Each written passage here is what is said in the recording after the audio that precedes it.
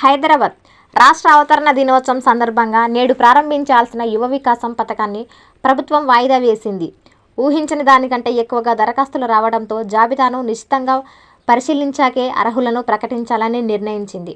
అనర్హులకు ఈ ప్రోత్సాహకం అందకుండా చూడాలంటూ పెద్ద ఎత్తున వినతులు రావడంతో ఈ నిర్ణయం తీసుకున్నట్టు తెలుస్తోంది.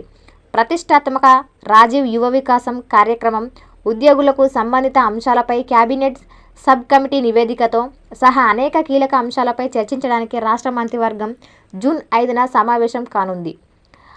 ఆదివారం ఇంటిగ్రేటెడ్ కమాండ్ కంట్రోల్ సెంటర్లో ముఖ్యమంత్రి రేవంత్ రెడ్డి అధ్యక్షతన జరిగిన మంత్రుల సమావేశంలో ఈ నిర్ణయం తీసుకున్నారు.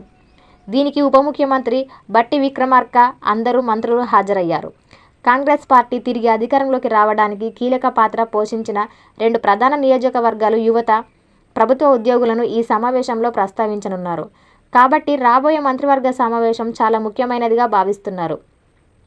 యువత సాధికారత లక్ష్యంగా ప్రతిష్టాత్మకంగా రూపొందిన రాజీవ్ యువ వికాసం పథకానికి ప్రజల నుండి విశేషమైన ఆసక్తి లభించింది. దరఖాస్తుల పరిమాణం అంచనాలను మించిపోయిందని మంత్రులు ముఖ్యమంత్రికి తెలియజేశారు. అనర్హులు ఈ పథకాన్ని దుర్వినియోగం చేయడానికి ప్రయత్నించడంపై విస్తృతమైన ఫిర్యాదులు వచ్చాయని గుర్తించారు. పారదర్శకత, విశ్వసనీయతకు నిర్ధారించడానికి అన్ని దరఖాస్తులను పూర్తిగా పరిశీలించిన తర్వాతే లబ్ధిదారుల తుది ప్రకటన ఉంటుందని ప్రభుత్వం నిర్ణయించింది.